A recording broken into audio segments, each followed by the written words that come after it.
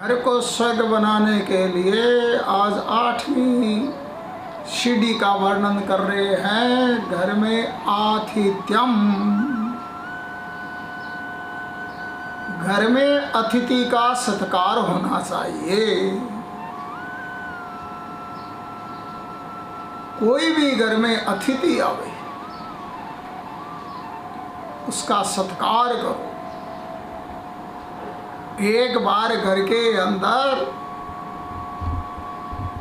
2 चम्मच घी है, वो तुम्हारे घर में अतिथि आ गया, वो बच्चों को मत दो, वो अतिथि को दो।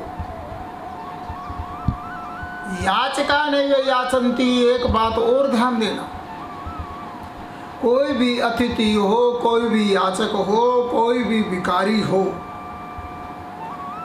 हमारे घर में आवे उसका सत्कार करो। अतिथि का तो करना ही है, लेकिन भिखारी को भी खाली मत जाने दो। मांगने वाला मांगने के लिए नहीं आता है, वो हम तुम सबको बताने के लिए आता है कि अरे भैया, हम भी पहले तुम्हारी तरह ही थे। जैसे घर का ठाठ तू ले रहा है, मकान में बैठा है, पंखे चल रहे हैं, ऐसी चल रही है, तेरे नौकर है चाकर है, ऐसे हमारे भी थे। लेकिन कमी क्या हो गई, हमने कभी आए हुए का सत्कार नहीं किया। हमने गरीब घर में आए हुए भिखारी का भी अनादर किया, इसलिए हमारा ये स्वरूप हो गया। यदि तुम भी नहीं दोगे, एक दिन तुम्हारी भी ये दशा हो जाएगी। हर घर में 5 प्रकार का पाप होता है, चाहे वो गरीब का घर हो, चाहे अमीर का घर हो, चाहे राजा का हो, चाहे रंग का हो, चाहे महात्मा का हो। 5 प्रकार के पाप से हम घर से बच नहीं सकते।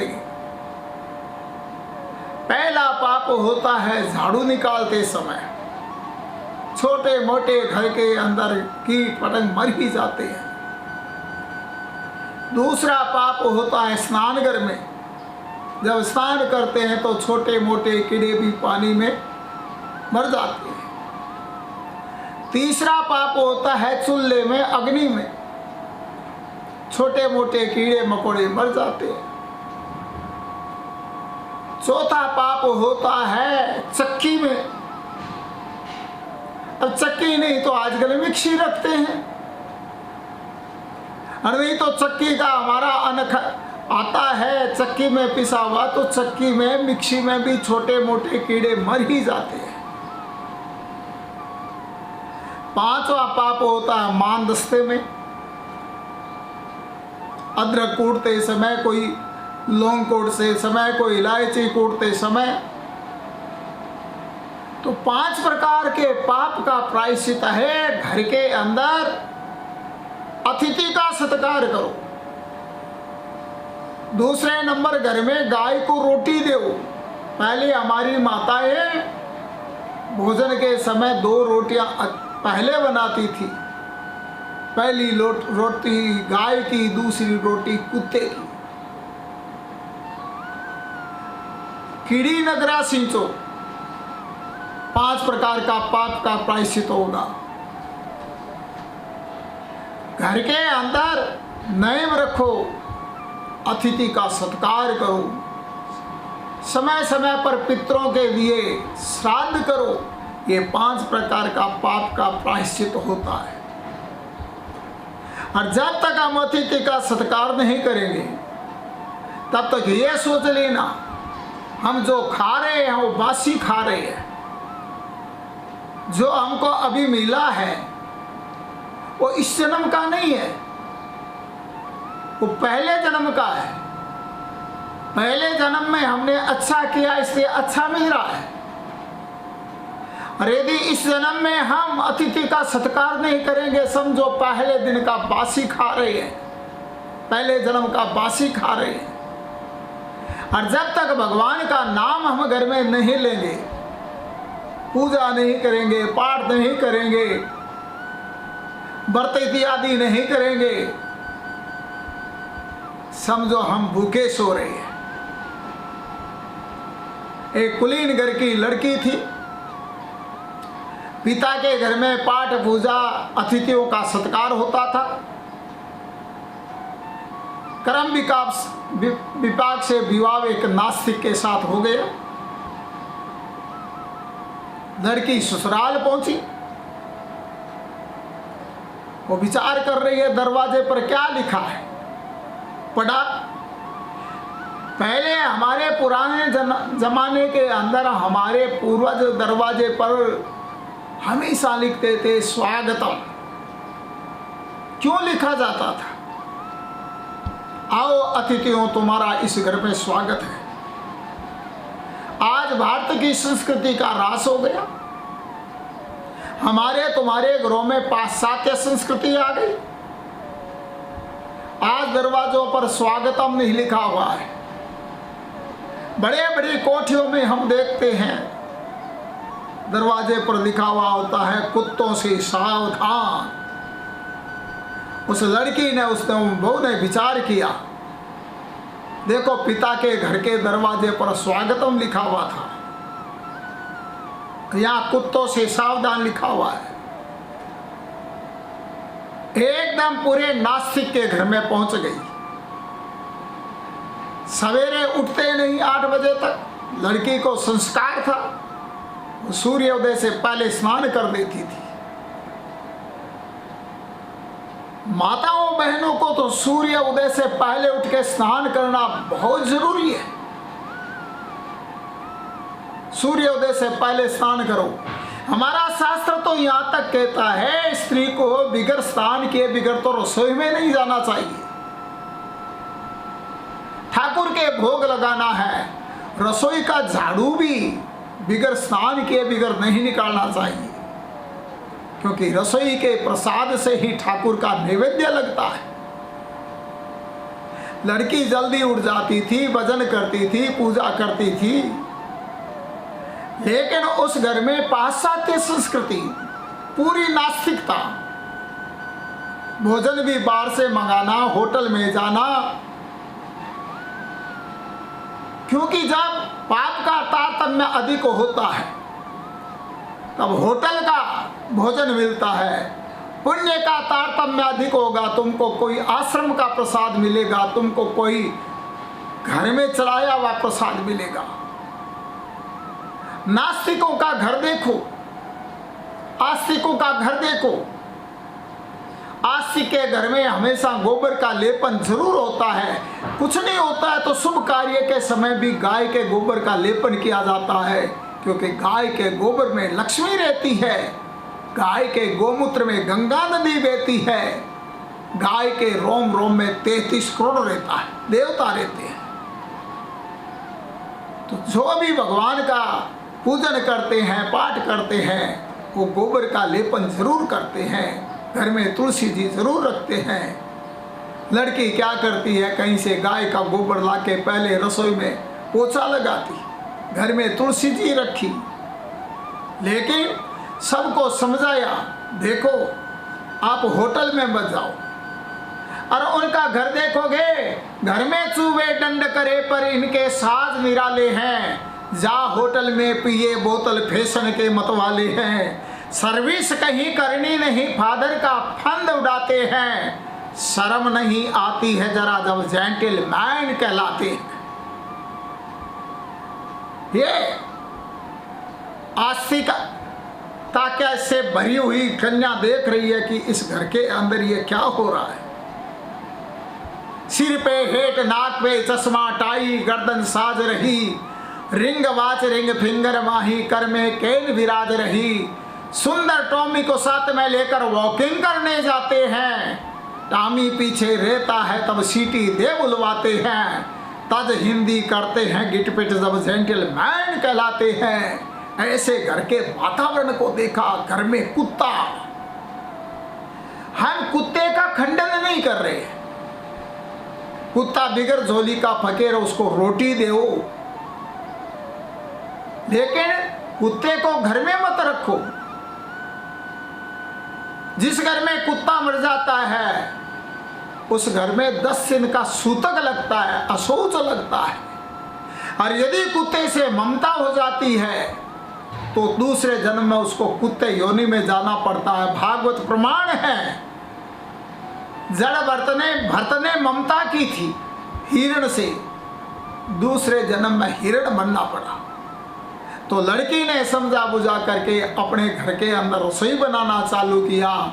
जो रुचि के अनुसार भोजन सास ससुर को चाहिए, पति को चाहिए, वो बना करके होटल छुटाई। एक दिन की बात है, वो बहू रोटी बना रही है, सास भोजन कर रही है, एक भूला भटका महात्मा आ गया। आकर के कहता, भवती भिक्षाम देही, भवती भिक्षाम देही, माता जी भिक्षा दो। बहू ने विचार किया, इतने वर्ष मेरे को इस ससुराल में आए हुए हो गए, आज मेरे घर महात्मा भिक्षा के लिए आ गया। रोटी तुए के ऊपर है और महात्मा से कह रही है, महाराज जी 2 मिनट इंतजार कीजिए, रोटी सेक करके ला रही हूँ। लेकिन महात्मा ने कहा, बिटिया रोटी लाने से पहले, भिक्षा लाने से पहले मेरे प्रश्न का उत्तर दे के लाना। बहू ने पूछा, महाराज क्या प्रश्न है आपका? महात्मा कहता है, पहले बता, रोटी ताजी या बासी? सास पास में भोजन कर रही है। बहू बोल रही है, महाराज हमारे घर में रोटी ताजी कहाँ से मिलेगी? हमारे घर के सारे सदस्य बासी खाते हैं, भूखे सोते हैं। सास ने ये सुना, सुनते ही सास का पारा बढ़ा हो। महात्मा ने एक अंगुली कर दी, खबरदार, जिस घर में बासी खाया जाता है, जिस घर में भूखा सोया जाता है, उसके घर का अन्न मैं नहीं खाता हूँ। महात्मा ने एक अंगुली की, बहू ने 2 अंगुली कर दी। महात्मा चला गया। सास ने विचार किया, ये क्या हुआ? रोटी ताजी बनी हुई है और बहू कह रही है बासी खा रहे हैं, भूखे सो रहे हैं। इतना ही नहीं, महात्मा ने 1 अंगुली की, बहू ने 2 अंगुली की। ससुर के पास गई, पति के पास जाकर के कहने लगी, ये आपकी बहू कहाँ से लाए हो आप? मैं इस घर के अंदर बहू को नहीं रखूंगी। पति कहता, अरे हुआ क्या? अरे अभी आपने भोजन किया, कैसा लगा? कहा, एकदम बढ़िया, गरम रोटी थी, गरम सब्जी थी, गरम दाल थी, गरम भात थे। तो आपकी बहू एक महात्मा आया और उसको कह रही है, हम घर के सारे सदस्य बासी खा रहे हैं, भूखे सो रहे हैं। इतना ही नहीं, महात्मा ने 1 अंगुली की, आपकी बहू ने 2 अंगुली की। इस बहू को घर में मैं नहीं रखूंगी। ससुर ने विचार किया, ये बात तो ठीक नहीं है। ससुर ने झटका, बहू रानी आज क्या कह दिया तुमने महात्मा से? बहू कहती है, ससुर जी जिसे अभिप्राय से महात्मा ने मेरे से प्रश्न किया, उसी अभिप्राय से मैंने उत्तर दिया। महात्मा ने कहा रोटी ताजी या बासी? मैंने कहा बासी खाते हैं, भूखे सोते हैं। कहा बेटी ये तो ठीक नहीं कहा। अरे पिताजी सुनो, ये जो कमाई है ना हमारी पहले जन्म की है, पहले जन्म में हमने अच्छा किया मिला है, ये हम बासी खा रहे हैं। जब तक भोजन ताज़ा नहीं होता, जब तक उस भोजन को बांटा नहीं जाता, अतिथि का सत्कार जिस घर में नहीं होता है, अतिथि जिस घर में भोजन नहीं करते हैं, जिस घर में गऊ को ग्रास नहीं दिया जाता है, जिस घर में कुत्ते को रोटी नहीं दी जाती है, जिस घर में पक्षियों को चुगा नहीं दिया जाता है, समझो हम वो घर के सारे सदस्य बासी खा रहे हैं। और जिस घर में भगवान का भजन नहीं होता है, समझो उस घर के सारे सदस्य भूखे सो रहे हैं। तो ससुर जी मैंने तो ठीक ही उत्तर दिया। महात्मा से कह दिया, महाराज इस घर में न तो अतिथियों का सत्कार हो रहा है, न भगवान का पाठ पूजा हो रहा है, हम सब बासी खाते हैं और भूखे सोते हैं। महाराज सत्संग की बात कब लग जावे, कब जीवन में परिवर्तन आ जावे, ससुर विचार करता है, अरे जिसको मैंने कांच समझा था वो तो हीरा निकल गया। बहू की बात लग गई, सत्संग की बात कब लग जावे कोई पता नहीं। उसी दिन से बहू की ये बात सुन के ससुर भी सवेरे जल्दी उठने लग गया, भजन पूजा पाठ करने लग गया, गऊ ग्रास देने लग गया, पक्षियों को चुगा पानी देने लग गया। और उसके देखा देख मारा थोड़े ही दिनों में सास भी करने लग गई। माता पिता को देख करके और बेटा भी थोड़ा बहुत पाठ पूजा करने लग गया। महाराज 4-5 वर्ष हुए और वो महात्मा वापिस आ गया। सास भी खड़ी है, बहू भी खड़ी है। बहू ने भी विचार किया ये महात्मा वही है जो 5 वर्ष पहले आया था। सास भी विचार कर रही है महात्मा वही है जो 5 वर्ष पहले आया था। महात्मा ने आके कहा भिक्षाम देही। बहू कहती है महाराज लाती हूँ। महात्मा कहता है पहले प्रश्न का उत्तर दे के लाना, पहले बता रोटी ताजी या बासी। बहू कहती है महाराज गर्मा गर्म है, देने में न बिल्कुल शर्म है। क्यों? कि अब तो सारे घर के सदस्य दान भी कर रहे हैं, स्नान भी कर रहे हैं, पूजा भी कर रहे हैं, पाठ भी कर रहे हैं, गाय को गौ ग्रास भी दे रहे हैं। ला करके रोटी दी और महात्मा ने कहा अरे बिटिया पहले बता तेरे ससुर की आयु कितनी है। सास पास में खड़ी है। वो कहती है महाराज जी मेरे ससुर जी के, हाँ महाराज जी मेरे ससुर जी की आयु लगभग 5 वर्ष की है। सास का पारा चढ़ रहा है। वो तेरी सास की आयु का सास भी 5 वर्ष की। तेरे पति की आयु का पति 3 वर्ष का। क्या तेरी आयु? वो कहती है महाराज जी मेरी आयु है 25 वर्ष की। सास ने विचार किया वाह ससुर को 5 वर्ष का बना दिया, मेरे को पुणी 5 वर्ष की बना दी, मेरे बेटे को 3 वर्ष का बना दिया, स्वयं बनी है 25 वर्ष की। पति के पास जाके शिकायत की आपकी बहू क्या कह रही है। ससुर आके कहने लगा बहू रानी क्या हुआ, क्या कह दिया महात्मा से। अब पिताजी जिस अभिप्राय से महात्मा ने प्रश्न किया उसी अभिप्राय से मैंने उत्तर दिया। महात्मा ने पूछा तेरे ससुर की आयु कितनी है। मैंने कहा 5 वर्ष की है। ससुर कहता है बहू क्या कह रही है। मैं आज 55 वर्ष का हो गया। अब पिताजी महात्मा वो आयु पूछ रहा है जिस आयु में भगवान का भजन हुआ है। आयु में 55 वर्ष के हो गए लेकिन आयु वो ही काम आएगी जिस आयु में भगवान का भजन हुआ है। आप ऐसे 55 वर्ष के हो लेकिन 5 वर्ष से ही भजन पाठ पूजा कर रहे हो। आपके 50 वर्ष बेकार चले गए। मेरे भाई आयु वो ही काम आएगी जिस आयु में भगवान का भजन हुआ है।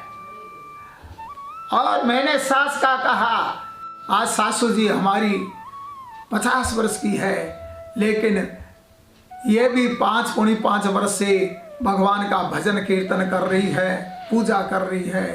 बस 45 वर्ष से इनका भी बेकार गए, ये भी 5 वर्ष की है। आज आपका बेटा 33 वर्ष का है लेकिन भजन पाठ पूजा केवल 3 वर्ष से ही कर रहा है। तो 30 वर्ष बेकार चले गए, केवल 3 वर्ष के ही है। और जब मैं पिता के घर के अंदर 5 वर्ष की थी, आज मेरी आयु 30 वर्ष की है लेकिन 5 वर्ष की थी उसी समय मैं पूजन पाठ भजन में लग गई। ससुर जी मेरे 5 वर्ष बेकार गए, 25 तो है ना भाई। तो मेरे भाई आयु वो ही काम आएगी जिस आयु के अंदर भगवान का भजन हुआ है।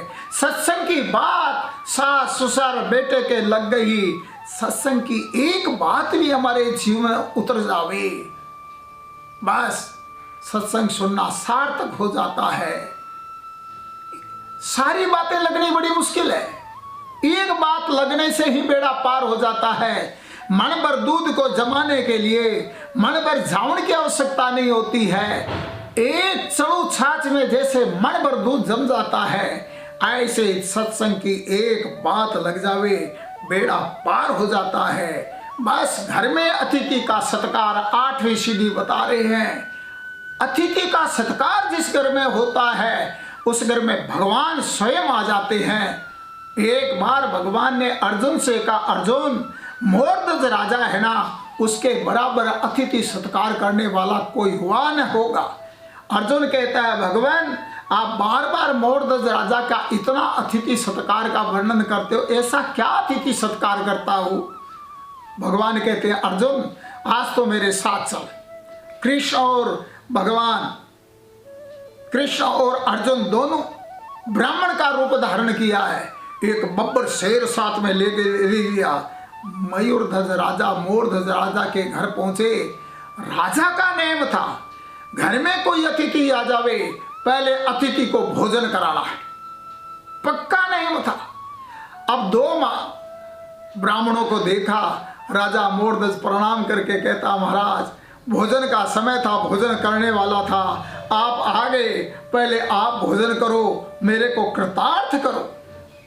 लेकिन भगवान कृष्ण अर्जुन ब्राह्मण बने हुए क्या कहते हैं? भगवान बोले, देख राजा हमारे पास शेर है, जब तक वो शेर भूखा रहता है हम भोजन नहीं करते। कहा महाराज पहले शेर को करा देंगे, व्यवस्था कर दें उसके लिए कोई मांस की और की। कहा नहीं, हमारा शेर साधारण मांस नहीं खाएगा। यदि हमको भोजन कराना है, हमारा शेर तो जिसके घर के अंदर हम भोजन करते हैं उस यजमान के लड़के का, उस यजमान के पुत्र का मांस खाता है। क्या तो तेरे पुत्र का मांस दे देगा? अब मोरध्वज राजा विचार करता है क्या करे। कहा महाराज ये तो मैं स्वतंत्र नहीं हूं, रानी को पूछना पड़ेगा। रानी के पास गया, देख 2 ब्राह्मण आए हैं, महात्मा आए हैं, भोजन नहीं कर रहे हैं। वो कहते हैं पहले हमारे शेर को भोजन कराओ। लेकिन शेर यजमान के पुत्र का मांस खाएगा, क्या करे? रानी कहती है देखो हमने जीवन में धर्म को छोड़ा नहीं है, पुत्र तो और हो जाएगा, भगवान की कृपा होगी, आप धर्म मत छोड़ो। मैं कहती हूं यदि वो ऐसा कह रहे हैं तो मान लो, नहीं तो अपने घर का अतिथि सत्कार का धर्म चला जाएगा, हमारा नेम टूट जाएगा। अब इस बारे में पतिदेव थोड़ा पुत्र से भी सलाह कर लो। माता पिता दोनों गए, जाके पुत्र का नाम ताम्रध्वज था। का ताम्रध्वज देख बेटा 2 ब्राह्मण संत आए हैं, भोजन करेंगे, लेकिन वो कहते हैं हम तो उसके घर का भोजन करते हैं जो यजमान अपने पुत्र को, मेरे शेर को खिला देवे। ताम्रध्वज पुत्र क्या कहता है, पिताजी आपने जीवन में धर्म को कभी नहीं छोड़ा है, इसलिए कोई बात नहीं, आपका धर्म आपको साथ देगा, मैं तैयार हूं, कह दो। महात्मा के पास तीनों गए हैं, राजा भी गया है, रानी भी गई है, पुत्र भी गया है। और राजा कहता है पुत्र भी कह रहा है मेरे शेर को अर्पण कर दो। लेकिन तीनों के सामने भगवान कृष्ण ब्राह्मण बने हुए क्या कहते हैं, राजा हमारा शेर पुत्र का बायां अंग नहीं खाएगा, वो दाहिना अंग ही खाएगा। यदि हमारे शेर को खिलाना है तो पहले माता पिता आरा लाओ, आरे से पुत्र को, तुम्हारे ताम्रध्वज को आरे से काटो, जो बायां अंग होगा वो नहीं खाएगा, दाहिना अंग का ही खाएगा। और एक बात और सुन लेना, जिस समय तुम पुत्र को आरे से काटोगे उस समय तुम्हारे आंख में आंसू आ जाएगा, हम तुम्हारे यहां भोजन नहीं करेंगे। तीनों के आंख में आंसू नहीं आना चाहिए। और एक बात और सुन लो, आरे से जब पुत्र को काटोगे, रानी पुत्र के मुख के आगे, मां सामने होनी चाहिए, पिता पीछे होना चाहिए। अर्जुन सुन रहा है, थर थर कांप रहा है, भगवान क्या परीक्षा कर रहे हो? राजा रानी दोनों आरा लाए हैं, और रानी सामने खड़ी हो गई है, राजा पीछे खड़ा हो गया है, पुत्र बैठ गया है, एकदम प्रभु का नाम ले रहा है। पिताजी, आप धर्म को कितना पालन कर रहे हो, माँ धर्म को मत छोड़ना, मैं भी आपका पुत्र हूँ, मैं आपकी आज्ञा का उल्लंघन नहीं करूँगा, मेरा धर्म है, मेरे को बीच से काट दो। महाराज काट रहे हैं, विचार करो कितना खून निकल रहा है। अर्जुन कह रहा है भगवान इसी क्या परीक्षा ले रहे हो। भगवान कहते तुम कह रहे थे ना ऐसा क्या मोड़ जा, चुप रहे हो, अब देखते रहो। खून निकल रहा है, टप टप पड़ रहा है। राजा के पुत्र के बाईं आंख में पानी आ गया और उसी समय भगवान कृष्ण कहते हैं अर्जुन, ये मांस हमारा शेर नहीं खाएगा। तेरे पुत्र के बाईं आंख में पानी आ गया। वो ताम्रध्वज इतना कटा हुआ क्या कहता है, ब्राह्मण देवता, दाईं आंख में पानी आया है, बाईं में नहीं आया है, क्योंकि बायां अंग शेर खाएगा। दाहिनी आंख में पानी इसलिए आ रहा है, मैं विचार कर रहा हूं मेरा शरीर का दाहिना भाग तो शेर के काम आ जाएगा, बाएं भाग का क्या होगा। ऐसे महाराज परीक्षा की काटा है, काट के वो आधा दाहिना अंग शेर को खिलाया है। और राजा मोरध्वज कहता है भगवान अब आप भोजन करो, आपके शेर ने खा लिया हमारे पुत्र का दाहिना अंग। आसन लगाया, पट्टा लगाया, थाली लाया राजा दोनों ब्राह्मणों के लिए। भगवान कृष्णा अर्जुन ब्राह्मण बने हुए बैठ गए हैं और थाली दे के भगवान कृष्ण बोले, हे राजा, तुम्हारे हाथ से नहीं, हम जहां भोजन करते हैं यजमान का पुत्र हमारे को पुरस्ता है। का महाराजा पुत्र कहाँ है, पुत्र तो एक ही था, उसको तो काट दिया, शेर को खिला दिया। कहा एक था, पहले क्यों नहीं कहा, हमेशा पता होता हम खाते ही नहीं, हम चले जाते। पुत्र वगैरह हम नहीं खाएंगे, बुला पुत्र को। कहा महाराज पुत्र को बुलाऊं कैसे, अरे आवाज तो दे। राजा ने आवाज दी। भगवान कृष्ण कहते बेटा ताम्रध्वज, घर में महात्मा संत आए हुए हैं, भोजन करा। ताम्रध्वज कहता पिताजी आ रहा हूं, झट आ गया। आकर के जो भोजन दिया और भगवान कृष्णा को ताम्रध्वज को देख करके बड़े प्रसन्न हुए, माता पिता प्रसन्न हुए। ताम्रध्वज कहता है पिताजी, जिस भगवान कृष्ण पर आपने निष्ठा की, जिस भगवान कृष्ण पर आपने विश्वास किया, जिस धर्म पर आपने विश्वास किया, वो धर्म ही तुम्हारे घर भगवान कृष्ण को लाया है। भगवान कृष्ण अपने आप वो ब्राह्मण का रूप अदृश्य करके प्रकट हो गए। कहने का तात्पर्य यह है कि जिस घर के अंदर अतिथि का सत्कार होता है, गृहस्थ का सबसे बड़ा धर्म है अतिथि का सत्कार करो। और जिस घर में आतिथ्यम शिव पूजनम प्रतिदिनम, अतिथि का सत्कार होता है, उस घर का अन्न भी पवित्र हो जाता है, धन भी पवित्र हो जाता है, मन भी पवित्र हो जाता है, घर भी पवित्र हो जाता है। उस घर के अंदर ठाकुर जी आ जाते हैं और भक्त को दर्शन दे देते हैं। इसलिए भाई ये घर को स्वर्ग बनाने के लिए 11 सीढ़ियों का वर्णन कर रहे हैं। आज आप लोगों को 8वीं सीढ़ी बताई है, घर में अतिथि का सत्कार करो। ये तो आधी घंटा